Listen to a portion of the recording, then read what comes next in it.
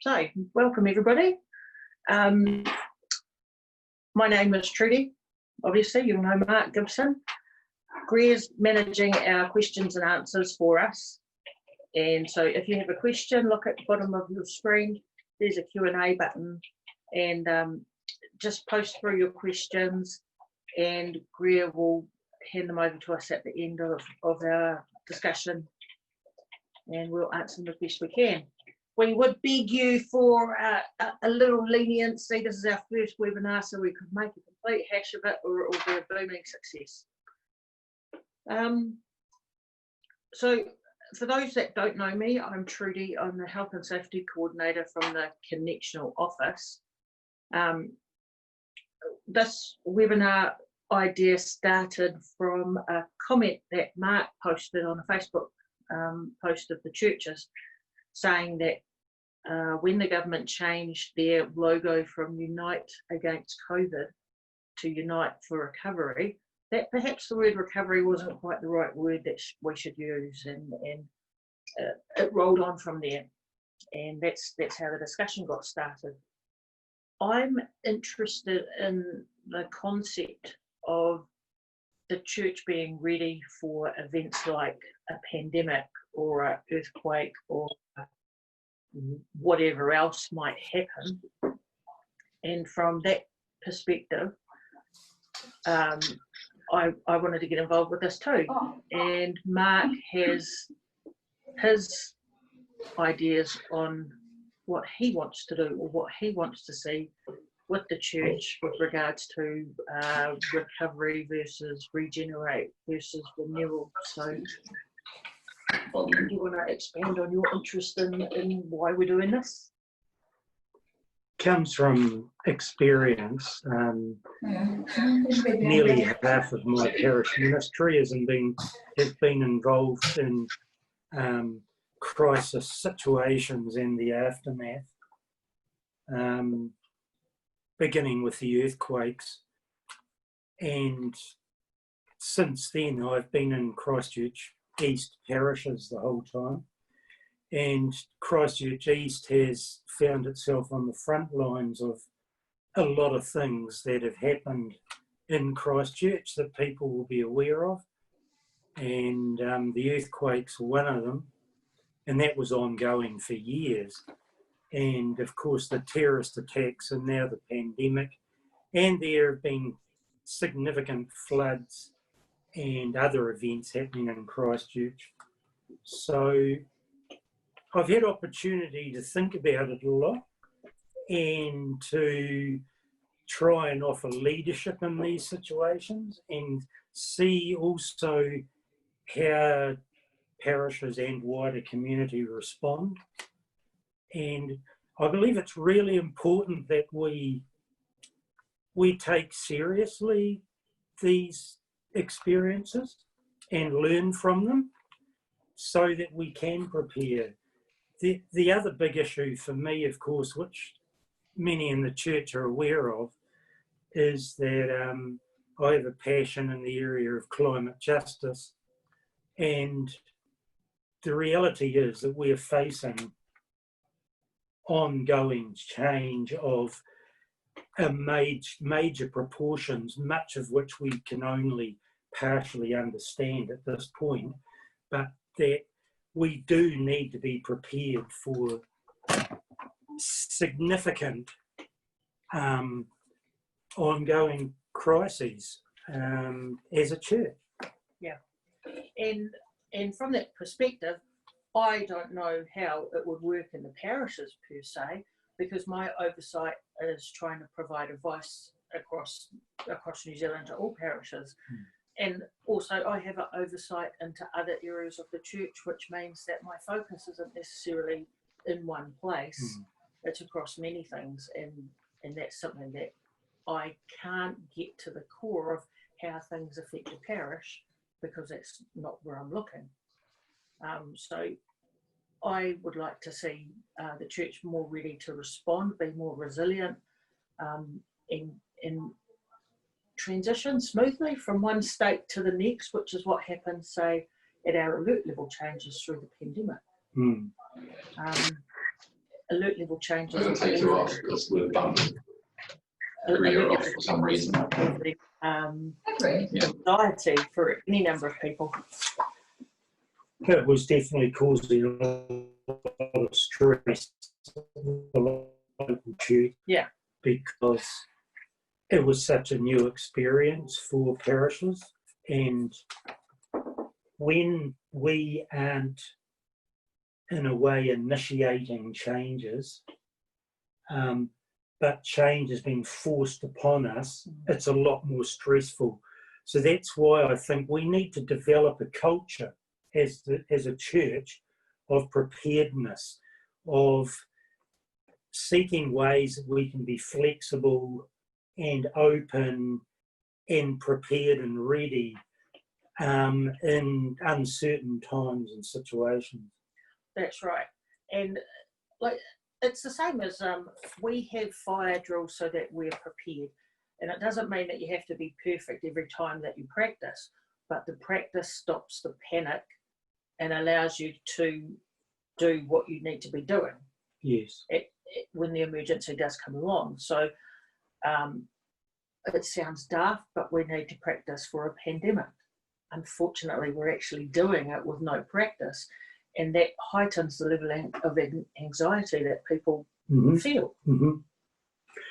And for me, part of the preparedness is to rethink what we mean by church and how we do church, because if we can find a more flexible and open to change way of being church, I think it helps us in the present to be the church in a more vibrant way, but it automatically means we're going to be more prepared and able to respond creatively to any new crisis that we find ourselves in.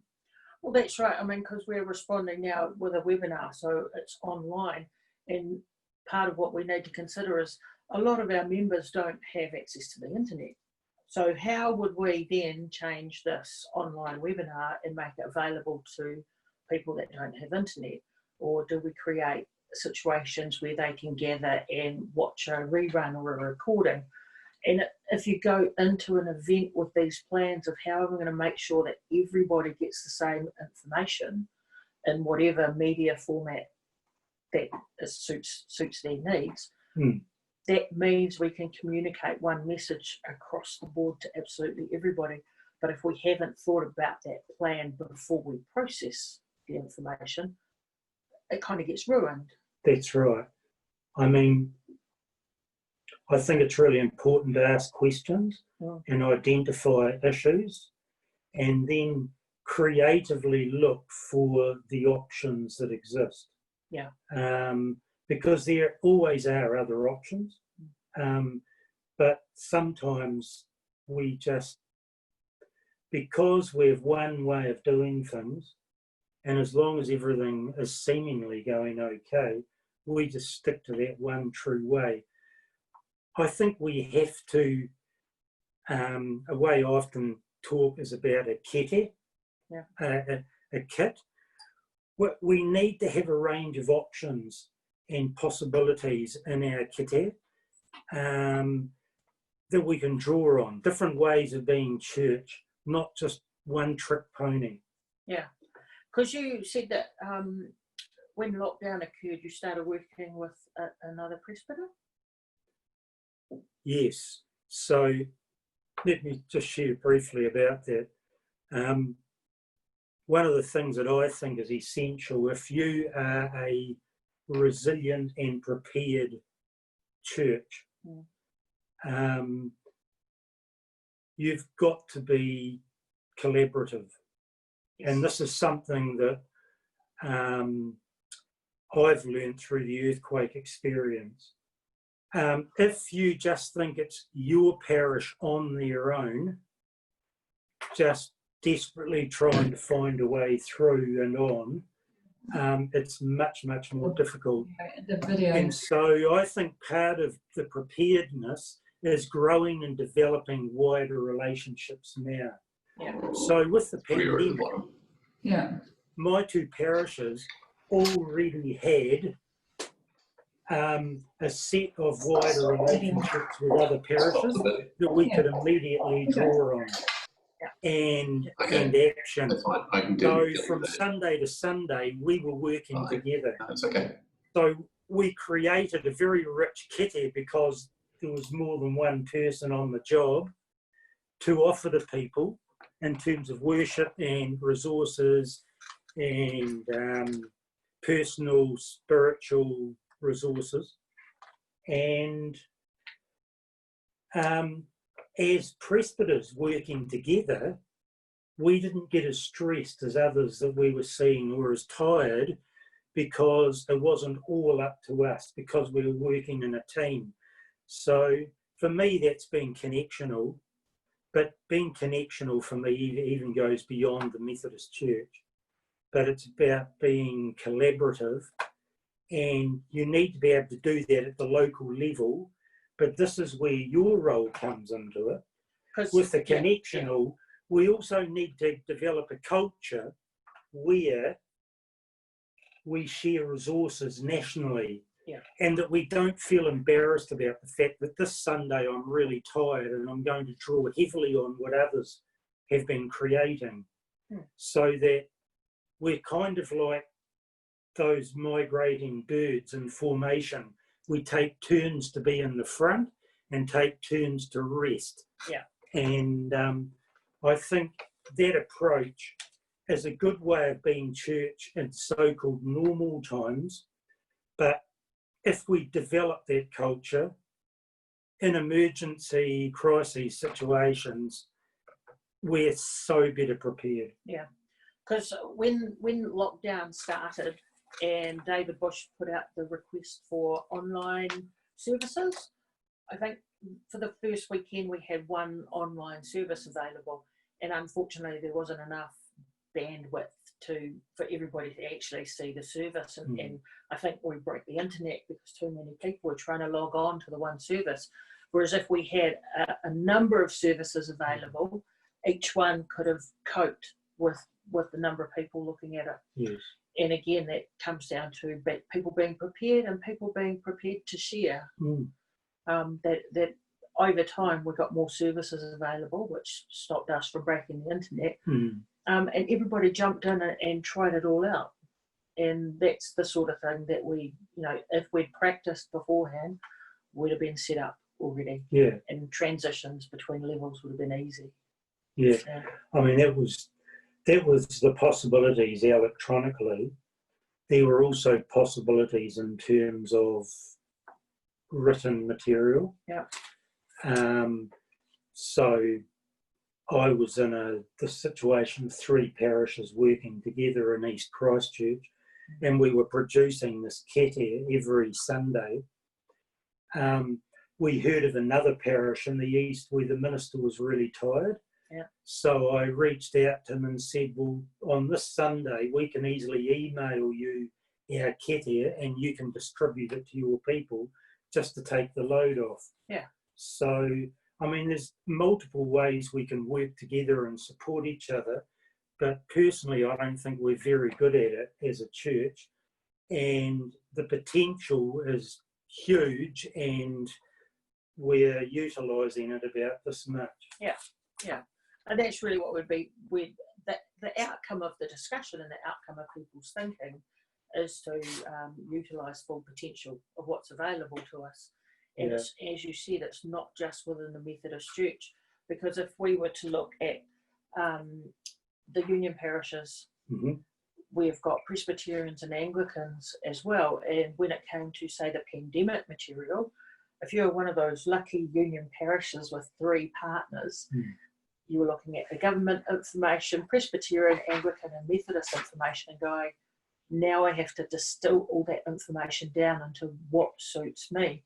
Whereas if the partners had been coordinating better, the information would have been much easier to go through and reduce the stress and the amount of work that people had to do. That's true. It does get quite complex. In CV's union parishes. Both my parishes are CVs, so I know. There's one other thing I wanted to bring up, and then I think we might be going to open it up, is that I think one of the ways we need to prepare, and if we do this preparation, it's actually, I believe, a way of being church in an ongoing way, so not just for emergencies. And that is, I think in a crisis situation, one of the tasks we have to do is to refocus and tune in to onto hardship, onto who in our communities are suffering the most in this crisis.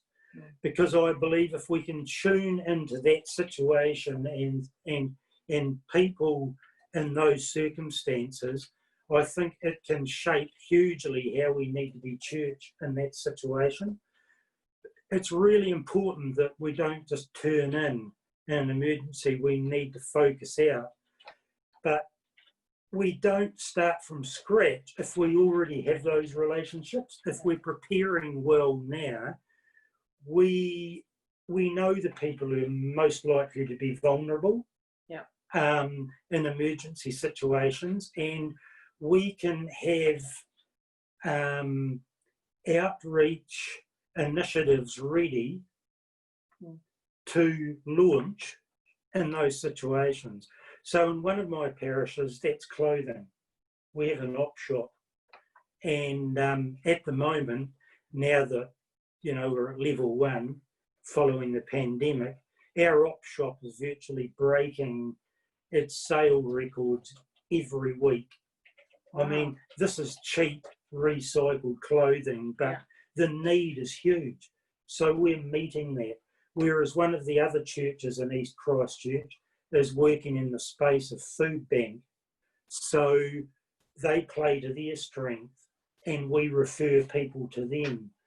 That we need to develop these strong outreach initiatives to people who are vulnerable and have them going well, or in a place where at any moment we can just kick them into gear in an emergency and be completely relevant and in servant mode in that situation.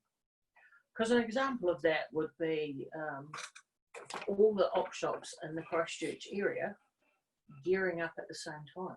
Mm-hmm. So that if there's one that's not as busy as somebody else, you might share the load across. That's right. The shops. One of the things that annoyed me during lockdown was op shops weren't considered essential services. And with the weather getting colder and that season changing and people not being able to go out to clothing shops and buy, especially people who live pretty close to the wind financially, that would be one thing I'd want to challenge the government on to change for the future. I'm not saying all op shops need to be open, but there needs to be a broader think about what essential services are. And it's the level of, by just opening up the larger shops, you're expecting people to be paying larger amounts of money.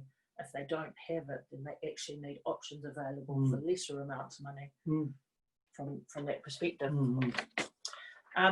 We've just got the time nod from Greer, so we've got a few questions. Oh, great. One from Adrian, he sent us through earlier, was he agrees that we're right to point out the proximity of the various disasters. I think that was in the blurb for the webinar. He thinks it's useful to distinguish the human-made or influenced ones, such as the Christchurch shooting, versus diseases and pandemic. And when we're discussing such events, we might note that many negative situations are exacerbated for tangata whenua and tangata pacifica. Although it is tricky to state, this is what he wants to ask. Is ingrained racial bias a factor in A, the causes of, and B, the response to some of our human-made troubles? Wow, that's a big question. It's a huge question. Yeah. I mean, I think we'd be kidding ourselves if we didn't think that such biases are in the church. I mean, I think at times it's difficult for a middle-class church to get out of being middle class. Yeah, there's a lot of history that you've got to get rid of before you could say that racial bias is not a factor in Racial bias, I mean, absolutely. And I mean, this was at the core of the terrorist attacks in Christchurch. But what I do know is that in thinking how can we respond to the situation, churches in Christchurch were addressing some of the big questions.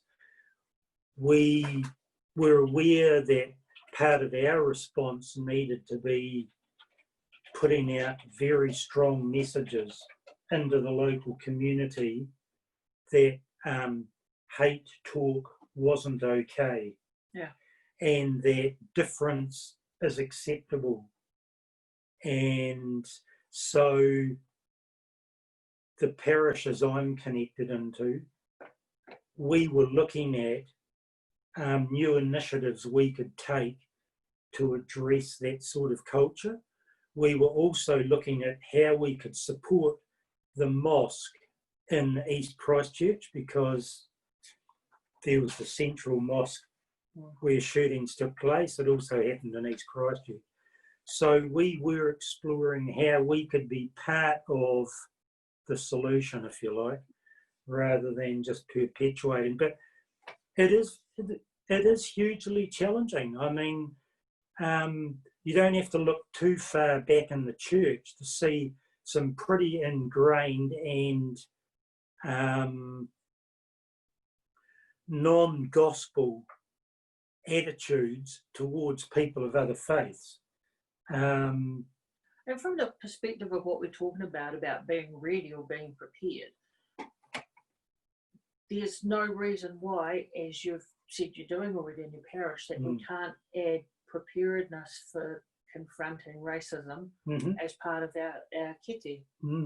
Absolutely. Yep. And whether it's racism or, see, what we're now going into is an economic recession.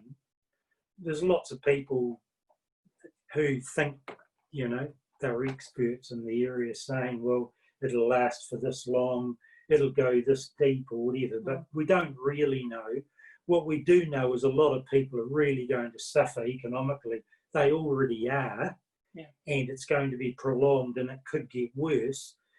I think it's going to really push the church's attitudes towards, in terms of people who are really poor. Yeah. And I have encountered in the church, even in my extended family, attitudes that frankly are ones of hostility and huge judgment towards people who are, you know, really on the edge financially and struggling. And there's, you know, the usual old blaming the victim. So I think we have to anticipate what these situations are likely to be and how people are likely to be suffering, and drawing from our kete of our spiritual resources and working out how we need to respond and the kind of good news message we need to bring into those situations. And I would also say, you know, we need to be prepared for failure, because we're not going to get this right every single time. And failure is not the opposite of success. Failure is an opportunity to put in place safeguards so it doesn't happen again. It's an opportunity for improvement. And without failure, you can't say that your success is 100% successful. All it is that it's successful for that one time. And, you know, you need to fail once to make sure that the next time is better. So don't think we want to deliberately fail, but no, we never deliberately fail, but you don't just I stop think it's true. because you have. Yeah. I also think what you're saying sort of borders on something else, which I think is worth saying. is, it's at the heart of the gospel that in our weakness is our strength. Yes. If we think we've got all the answers and we've got the perfect program or whatever in a given situation, I think we're really losing the plot. Yeah. I think if you know you haven't got all the answers and that what you're offering is at best inadequate, you're much more open to what other people have got to contribute. Yeah. And to pooling your resources. That comes back to what I was saying before about collaboration. Yeah. And I think you're inevitably going to be stronger. I stumbled upon a whakatauki, a Maori proverb, which I think has got huge relevance to all of this. Naku te roro, no te roro, ka ora ai te iwi. With your basket and my basket, the people will live. And I think there's so much value in that proverb for this whole area we're exploring.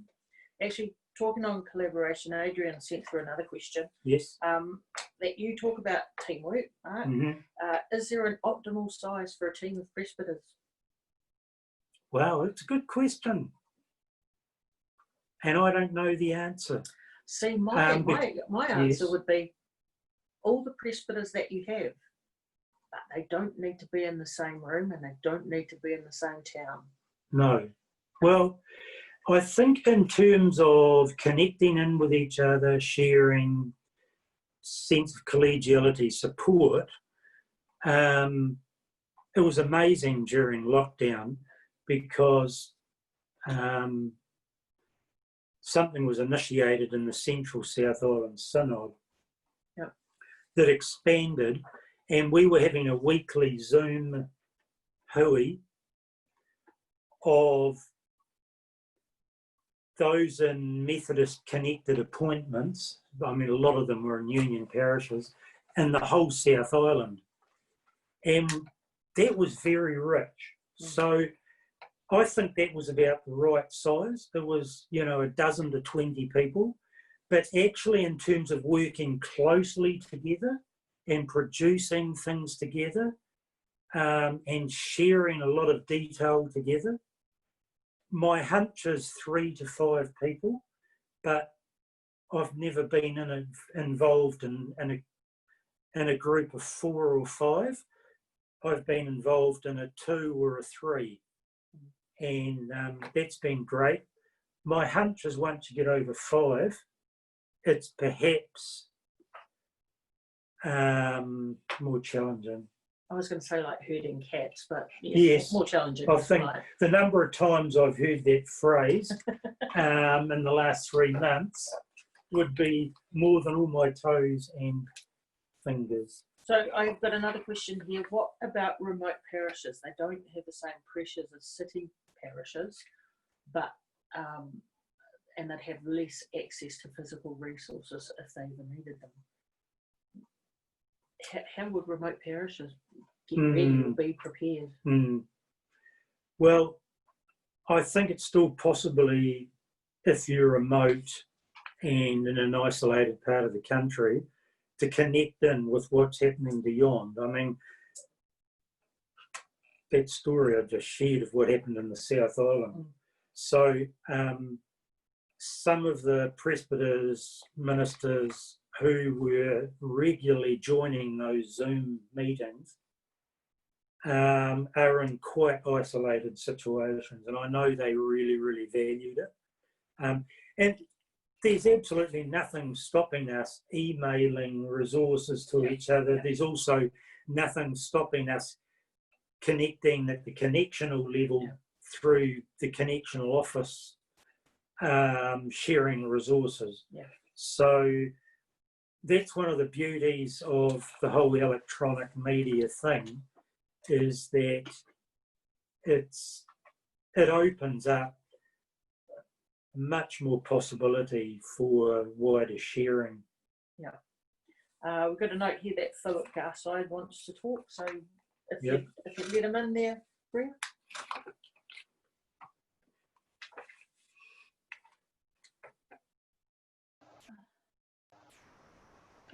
Hi, Hi, Philip. Hi, Philip.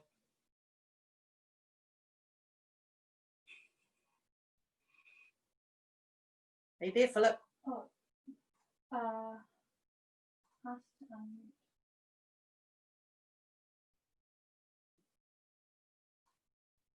Talking a minute. We might just put Philip down to learning experience and we'll be able to let him talk next time. Yeah. Or Philip, if you do have a question, send it through in the Q&A button that's available on your screen. Yeah. Were there any more questions, Bria? Well, what we'd like to invite people to do is, if you've got any ideas around how you might be ready or what you'd like to see come out of the Connexional office to help us be connectionally ready, you could either email them through to Trudy d@methodist.org.nz, or if you prefer to talk directly to Mark, Yeah, just email me. watermark2022@gmail.com. and we'll work together to put them through into an idea to share with everybody. If it's of interest for something like this webinar to continue and make sure that we can get Philip to talk to us next time, also let us know. As we said at the beginning, this was a first attempt at a webinar, and if it's of interest, then we'll continue, but we may get different speakers in. Yeah, I mean, I think there's a lot of directions we could go in. I'd like to think this is something we can grow, and it would certainly be our intention, wouldn't it, Trudy, that we bring other voices into the conversation that we believe could bring, you know, some real learning for us. For example, I work closely at New Brighton. She does admin and some of our on-site community work at New Brighton.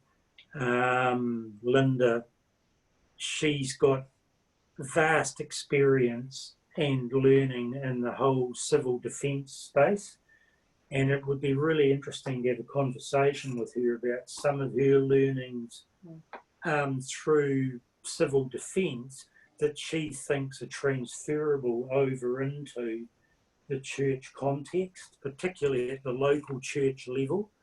I think she would have lots of ideas in that area. So I think the more we can learn from others, you know, in those wider situations, the stronger, you know, we have the opportunity of becoming. Yeah, and as a final thought from me, what you've just said highlights the Connexional office can't do anything about Linda until we find out about Linda. Now that I know, I'll go and talk to Linda. Good. And that's part of what we need. The Connexional office is here to support what the parishes want.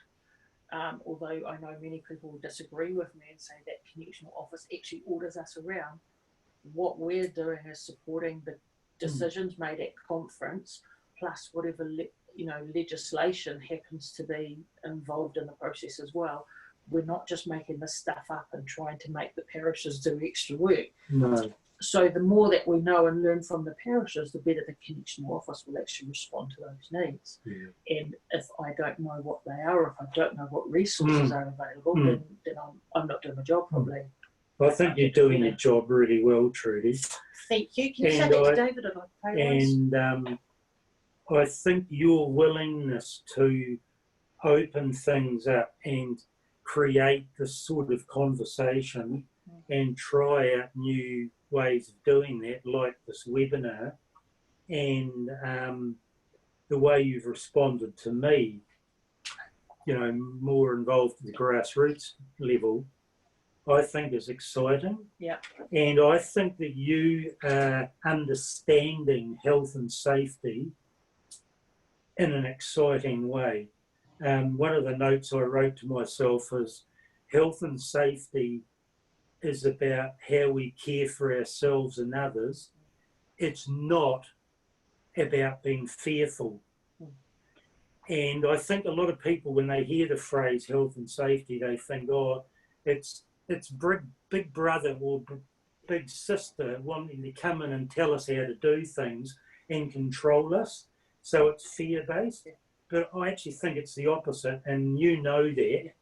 And I think by offering what you are from that base is a real gift to the whole church.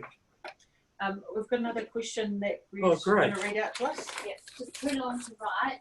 It's from Tony Franklin Ross.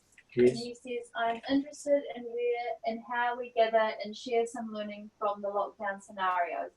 How do we work with parishes and ministers, lay and ordained, to learn, reflect and project how the church or parishes might change into the future? E.g., where does virtual church fit for the future parish? Should it be part of MCNZ future mission opportunity? Lots of questions there. I like that. I think that we've already started. I only this morning read the latest issue of Touchstone, and all the leading stories in that were what parishes did through lockdown. And I found it quite exciting because it's like, well, this is the stuff that we're talking about. This is the sharing of experiences. Yes. And Touchstone is a central place where that can happen. The other plans that I've started up, and it's not going to be me doing the work, we started up resources to sustain us as a response to COVID-19. I think we need to give that a permanent house on the website, but not as a response to COVID-19. I think we should be doing it as a look forward opportunity. And I think that's pretty much what Tony was asking about, that we have a central place where we can share resources. One of the reasons I shouldn't be the owner of this particular project is I don't have the theological knowledge. I don't know what should be promoted or perhaps what should be put quietly to one side. And I also don't know the range of material that's available out there. So it really needs to be somebody at a presbyter's level, or somebody who's got some form of overview, maybe mission resourcing, that helps drive this through, because it is a resource that not only gives people their spiritual guidance for the week or the year or the month, but it's also a resource that helps presbyters in times of stress where they go, I can't put together this week's service. I mean, I really like Tony's questions, and I think they're questions I'd like to sit with, and maybe they're ones we can explore further. But I mean, my immediate thought is, wouldn't it be fantastic to set up a day online where we have a few speakers and, you know,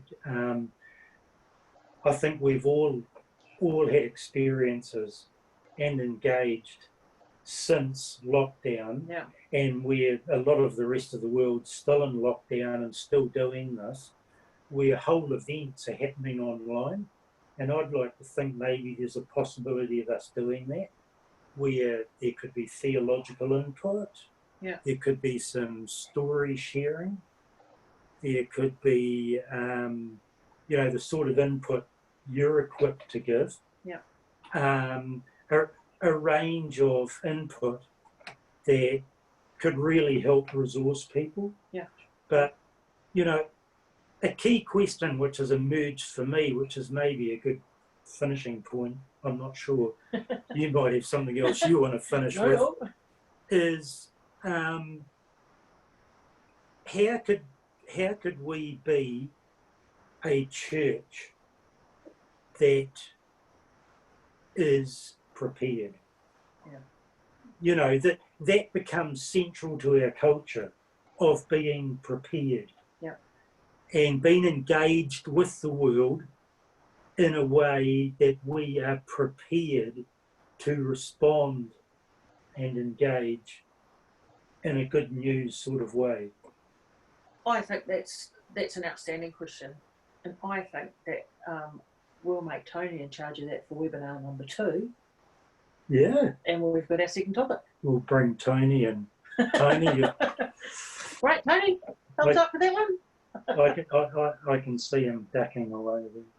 Yeah, well, I think that's it. I think we'll call it quits for the day. Yeah. As you can see, the sun's setting behind us. I apologise about the backlighting. And Oh, it's the perfect weather in Christchurch. stunning weather. We will ignore the fact it's been raining. And thank you very much for attending. We'll make the recording available on the website when we're done. Thank you. Thanks for tuning in. And Kia sorry, Graham. kite anō.